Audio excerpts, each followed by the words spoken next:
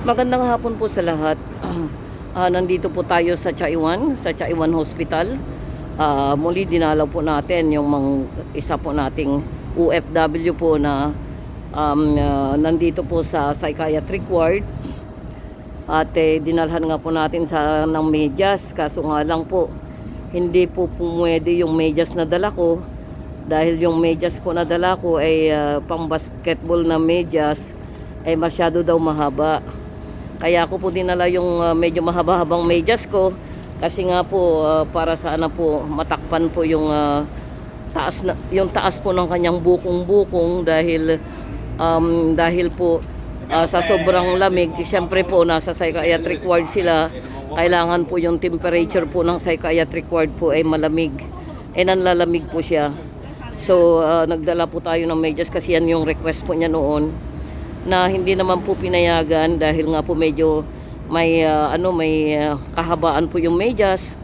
At naintindihan ko po yung nurse at nakuha ko po yung ibig niyan sabihin, dahil po pag mahaba po kasi syempre yung medyas po pwede po itong makadisgrasya at pwedeng panakal po, pwedeng gamitin na panakal sa kanila o sa mga kasamahan nila. Kaya medyo talagang hindi po talaga pwede nga naman. So naintindihan ko po yung nurse.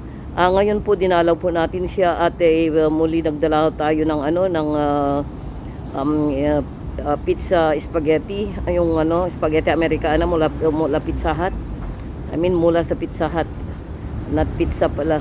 Mula po sa Pizza Hut ay bumili po tayo ng spaghetti americana spaghetti na na minerienda po niya. At tsaka mainit na gatas. Pagkakita nga niya doon sa mainit na gatas, itinungga po niya kaagad kasi syempre po sa sobrang ginaw po niya. At sa obserbasyon ko po sa kanya po ay hindi pa po siya pwedeng lumabas kasi po medyo alanganin pa po yung mga sagot po niya at tawa po siya ng tawa maski wala naman pong kausap. Sabi ko nga sa kanya, gusto mo na bang umuwi sa atin? Sabi niya, saan daw yun? Sabi ko, sa Pilipinas. Bakit daw? Sabi ko, syempre Pilipino ka, na hindi mo ba maalaala na Pilipino ka? Sabi ko gano'n. Pilipino ka, kaya kailangan uwi ka sa atin. Sabi ko gano'n. Tapos ang sagot lang po niya ay sabi niya gano'n. Tapos tumawa po siya ulit. So parang hindi pa po talaga siya stable sa aking pananaw, sa aking paningin, sa aking obserbasyon. Hindi pa po siya stable. Kaya siguro hindi pa siya pwede talaga makauwi. Pasensya na kayo kasi hindi ako makapag-live talaga kasi yung aking page, alam nyo naman po na minas report po ng mga taong hindi ko alam kung ano yung plano nila, ano yung ayaw nila, bakit minas report nila yung aking page, na alam ko naman po yung page na yun ay nakakatulong upang mabantayan po ninyo kung ano yung nangyayari o update sa mga OFW po natin.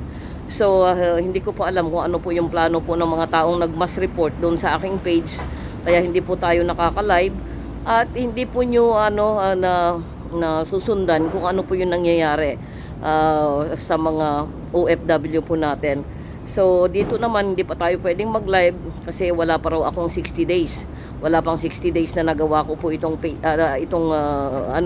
account na to, kaya hindi raw pa raw pwede.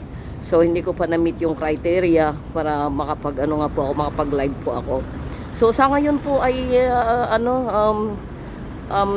pagtiyagaan na lang muna po natin. Ngayon ang Lunes po, so ngayon ang mabilang po ngayon ay parang October 28 yata po ngayon.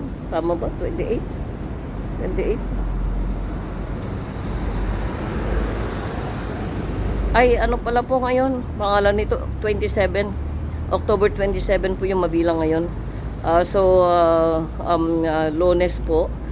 At kung tama po yung hindi ko na alam kasi kung anong mabilang ngayon eh. Sorry po.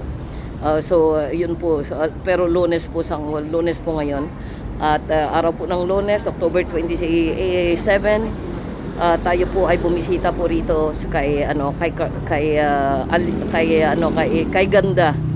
Kasi may hindi nga pala pwedeng sabihin ng kanyang pangalan. Siya po ay taga Davao. Marami pong salamat at God bless everyone at sana paki-share na lang po itong aking report para po kay OFW yung tiga Davao na nasa state po ng mental disorder po ngayon. Ingat po tayong lahat. God bless.